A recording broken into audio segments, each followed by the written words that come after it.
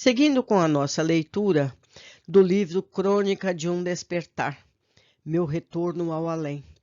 Livro esse organizado por Abel Glasser, e o espírito de Afonso conta a sua história. Este livro não está formatado em capítulos, então eu terei que fazer os cortes para os vários vídeos aleatoriamente. Tentarei fazer vídeos de 30 minutos aproximadamente. Primeira leitura. Despertei naquela manhã, como de hábito fazia, e a primeira providência que adotei foi esfregar os olhos insistentemente para dissipar uma coceira que estava incomodando-me, além de espreguiçar longamente os meus braços para os lados, tocando com cuidado de não atingir minha querida Elvira. Findo este costumeiro processo inicial de despertamento, coloquei as mãos atrás da cabeça e fiquei algum tempo observando o teto do meu quarto. Nada demais para ver. Era somente uma oportunidade para refletir sobre o meu dia, o que iria fazer, o que tinha deixado de cumprir na data anterior. Enfim, tratava-se de um balanço matinal a respeito de meus afazeres, mas também não deixava de ser, em algumas vezes, uma análise global sobre minha vida. De súbito, senti um aperto muito forte no coração e uma fisgada no braço.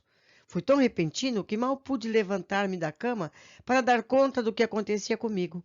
A dor passou inesperadamente também. Estranho, pensei.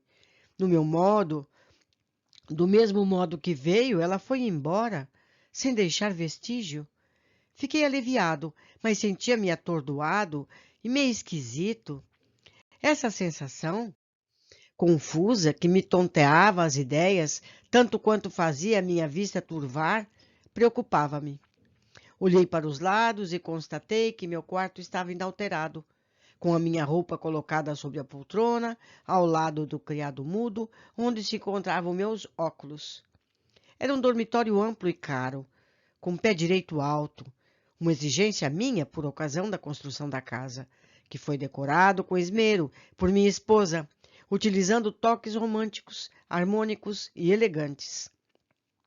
As paredes estavam caprichosamente revestidas por um tecido estampado floral, de seda, expondo cores alegres, mas suaves.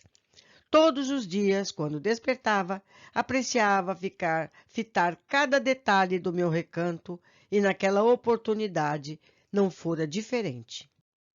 As cortinas de seda, na cor salmão, arrematadas por um bandô do mesmo tom, estavam fechadas e impecáveis.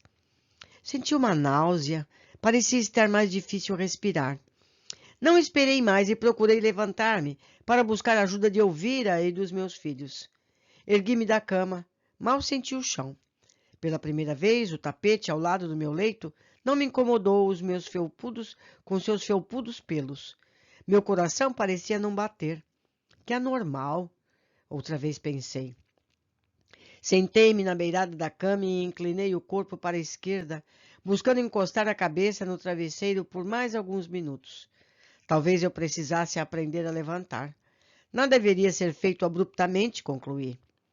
O quarto continuava muito escuro e percebi que lá fora chovia bastante, apesar de ser uma manhã comum de início de inverno, quando a precipitação atmosférica não deveria ser tão intensa. Foi o suficiente para impedir o surgimento do sol. Dias assim davam-me uma desagradável sensação de desconforto, um autêntico mau-humor. Fitei o despertador. Marcava 10 horas. Perdi a noção do tempo, cheguei a pensar, pois não sabia qual era o dia da semana. Resolvi pôr fim àquele começo de suplício matinal, coloquei-me em pé outra vez, de novo, a sensação de tonteira e desconforto. A escuridão do aposento já estava tornando infeliz o meu despertar. Arrematei. Dirigi a mão ao abajur e procurei o interruptor. Não consegui. Confuso, comecei a palpar o móvel ao lado da cama, tentando apanhar meus óculos. Nada também. Confesso que nenhum pensamento lógico acercou-me naquele instante. A mobília tinha que estar no mesmo lugar onde a deixara na noite passada, quando me deitei. Mas não achava o abajur, nem os meus óculos, e o pior, nem mesmo o criado mudo.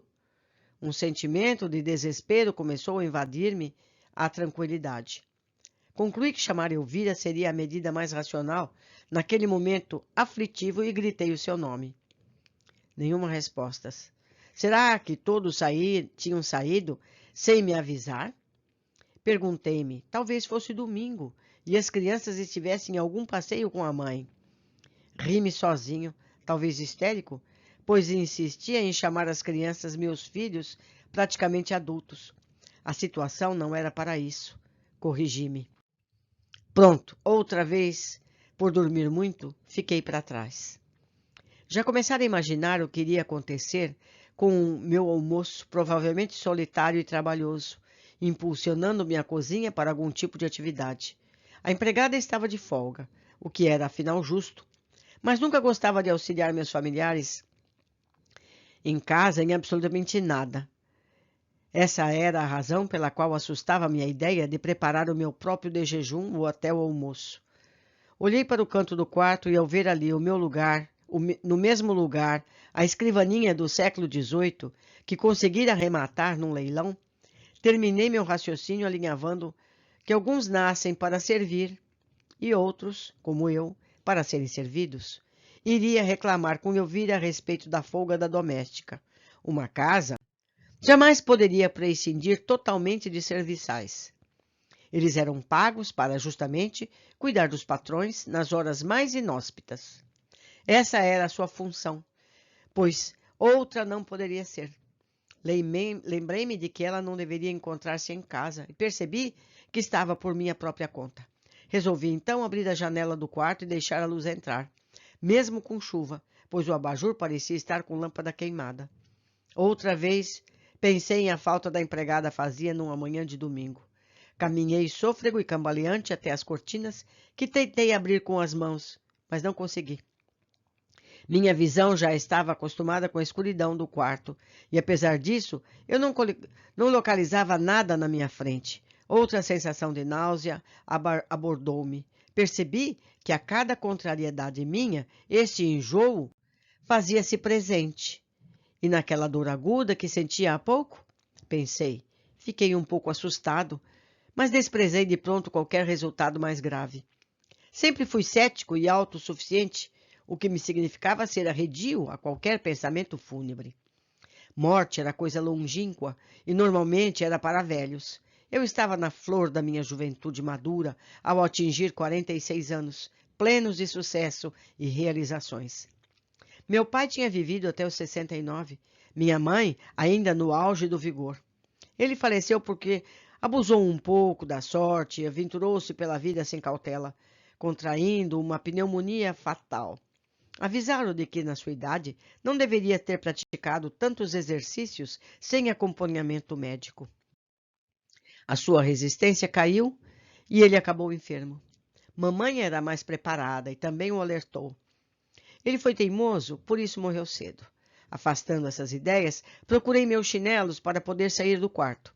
Achei-os num canto da cama, mas meus pés pareciam maiores que eles, pois não os calçava de jeito nenhum. Augustos, ou seja, apertados, eram os chinelos. Amaldiçoei tal como fizera o personagem principal de um romance que eu estava lendo. Resolvi finalmente deitar-me outra vez. Dormir mais um pouco até que pudesse acordar daquele pesadelo que estava vivendo. Sim, concluí feliz. Era apenas um sonho estranho que vivia. Exatamente do tipo que a gente gosta de contar em festas e reuniões familiares e nada mais que isso. Na beirada da cama, talhada em mogno, em estilo inglês, onde novamente me sentei, coloquei a mão no travesseiro para afofá-lo antes de deitar e nada encontrei. Insatisfeito e um pouco irritado, fixei meus olhos na direção do leito e fitei-o detidamente por alguns minutos. A tênue luminosidade que emanava por debaixo da porta e pelas franjas da cortina haveriam de permitir-me ver o que se passava lá dentro. Decidido a fazer um minucioso exame do aposento, ergui minha vista para o encosto da cama e fui descendo, ponto a ponto no seu ângulo de visão, até que percebi existir alguém deitado ali, inerte, frívolo e soturno. Assustei-me, bruscamente saltei da cama. Abaixei devagar, curvando o tronco até que os meus olhos pudessem estar próximos da cama. Como em um sonho ou um verdadeiro pesadelo, vi meu próprio corpo estendido sobre o leito, com as mãos atrás da nuca, exatamente como eu estava quando senti aquela dor estranha. Achei curiosa a visão, imaginei como eram interessantes os sonhos pelos quais podíamos passar. A ciência haveria de desvendá-los um dia por completo. Fascinante, pensei. Eu estava tendo a sensação de ver-me ali mesmo, como um espelho imenso estivesse colocado em meu quarto, retratando-me. Tranquilizado, fiquei alguns momentos meditando. Em verdade, estava dando tempo ao tempo para que houvesse o despertamento e o sonho terminasse de uma vez. Nada, ninguém entrava no quarto. Eu não conseguia dali sair e nenhum movimento novo acontecia. Fechei e abri os olhos seguidamente, até concluir que tinha domínio sobre mim mesmo. Entretanto, o corpo que havia fitado continuava no mesmo local e ainda inerte. Rezar não foi um pensamento que me ocorreu, por dois simples motivos. Eu nunca havia feito isso antes e não via motivo para isso. A oração, no meu entendimento, era um recurso dos mais humildes, que necessitavam cultivar uma esperança na existência de um Deus qualquer para suportar as misérias que viviam no dia a dia. Aliás, a prece seria usada por quem estivesse em desespero e precisasse apelar ao sobrenatural para safar-se, o que não era o meu caso. Não sei quanto tempo passei em pé, olhando meu corpo deitado e acreditando estar sonhando. Foram horas, creio. Ali estava, na mesma posição, quando Elvira entrou no quarto. Não conseguiria narrar, por falta de lembrança, as ideias que tive ao longo do período em que fiquei estático ao lado da cama sem nenhuma manifestação. Alegrei-me, contudo, porque ela seria a esperança de resolver o meu dilema. Fui ao seu encontro e abracei-o com fervor. Entretanto, não sentiu a minha presença, passando reto por mim. É lógico, concluí. Se estava sonhando, Elvira fazia parte disso e não poderia ver-me, porque afinal eu estava deitado na cama. Ri-me dessa explicação tão óbvia. O desespero somente começou a tomar conta de mim, de fato, quando minha esposa debruçou-se sobre a cama e deu um carinhoso beijo na face daquele que estava deitado em meu lugar. Sentindo a frieza do meu rosto, ela atemorizou-se, acendeu a luz do abajur. Imediatamente pensei que o sonho poderia ser dela e não meu. Se Elvira conseguia fazer funcionar as coisas do quarto, então eu era apenas coadjuvante de um sonho que não me pertencia. Essa era a razão pela qual não conseguia acender a luz. Já estava dando-me por satisfeito quando um grito estridente ecoou pela casa e ela saiu apressada do quarto chamando por meus filhos. Senti minhas pernas amortecendo e quase desmaiei. Mas nem isso eu consegui. Que pesadelo infernal estava vivenciando, imaginei. Jamais iria esquecer daqueles momentos. O pensamento de que aquilo poderia ser realidade passou-me pela mente. É verdade, mas logo o afastei, pois para aceitá-lo, teria que admitir também a estúpida ideia de que eu poderia estar morto. Absurdo! Arrematei, decidido, a ajeitar essa ideia de vez. Resolvi então ter paciência, aguardar o meu natural despertar. Os médicos costumavam dizer que as sensações provocadas pelo sono eram muitas e algumas delas ainda não totalmente conhecidas. Logo tinha que ficar calmo e racionalmente esperar pelos acontecimentos. Segundos depois, ingressaram no quarto Elvira e meus dois filhos, Pedro e Marco Aurélio, este último acompanhado de minha nora, Cíntia. Todos estavam preocupados e até certo ponto angustiados. Pedro segurou a mão daquele corpo que estava na cama. Sentou-se na beirada e chorou. Elvira sacudiu meu outro filho e perguntava-lhe por que aquilo tudo estava acontecendo tão cedo e justamente quando a nossa situação financeira era a melhor possível. Eu também achei que seria um desperdício alguém morrer naquela oportunidade e compartilhei do seu sofrimento. Quando me voltei para o meu lado esquerdo, percebi que a minha nora vasculhava os bolsos do meu paletó e de minha calça. Procurava alguma coisa que eu jamais poderia adivinhar o que fosse. Ela retomou para Elvira e disse que não tinha encontrado nenhuma receita médica e nem qualquer outro elemento que pudesse indicar alguma consulta. Eles estavam achando que eu escondia alguma doença. Bobagem, pensei. Sempre fui muito forte e saudável. Nada iria ser descoberto nos meus bolsos que indicasse o contrário. Enquanto isso, a janela fora aberta e a luz nebulosa do dia ingressava no aposento, iluminando tudo. Olhei mais uma vez e novamente fitei aquele corpo sobre a cama. Era eu mesmo que ali estava, como se o tempo estivesse parado no exato momento em que eu coloquei as mãos na nuca para sossegar a minha preguiça. Elvira deixou o quarto em prantos e meu filho Pedro continuava na beirada da cama, cabisbaixo e choroso. Cíntia abraçou Marco Aurélio e levou-o para outro cômodo.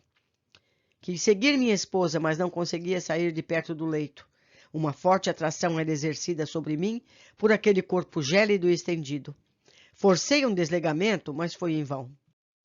Olhei fixamente para o meu próprio corpo, vislumbrei vários pequenos fios, bem finos, escuros e porosos, saindo de vários locais e fazendo inúmeras pontes com aquela massa inerte sobre a cama. Eram muitos. Sentia-me preso por tais fiapos. De imaginação, porque o sonho me impunha essa sensação. Quando me virava, dando uma volta completa em torno do meu corpo, esses fios acompanhavam o movimento e não me deixavam por um só segundo. Agora eu explico à leitora sobre o que lemos. Afonso descreve aqui o cordão de prata, ligação entre o corpo material e o perispírito. Corretamente, ele percebeu que é um feixe de fios que ligam cada célula. Unidos, geralmente, dão a impressão de ser apenas um fio, mais grosso. Os merecedores têm assistência nesse momento, que desatam esses fios, recolhem fluidos vitais remanescentes e conduzem o espírito recém-desencarnado para postos de atendimento. Muitas vezes, familiares que desencarnaram antes também estão presentes nesse momento importante. Vamos agora continuar a narrativa de Afonso. Estava ainda contando esses liames estranhos quando minha sogra entrou no quarto. Ela vinha com um terço nas mãos e começou a proferir em voz alta várias preces, sem parar, nem mesmo para respirar. Era seu hábito estar presente em todos os velórios de amigos nossos, rezando aquele enfadonho rosário. Aborrecido, incomodado, tentei uma vez mais deixar o quarto e fui novamente impedido pelas correntes que me jungiam àquele corpo. Hoje, meus amigos, daremos um intervalo neste momento, propício para não interromper um pensamento. Eu deixo aqui meu e-mail para que possamos trocar ideias sobre o que foi lido. Me digam se estão apreciando, o que acham de tudo isso, para que possamos aumentar a nossa percepção de tudo o que está acontecendo. Um abraço a todos e até a continuidade dessa história.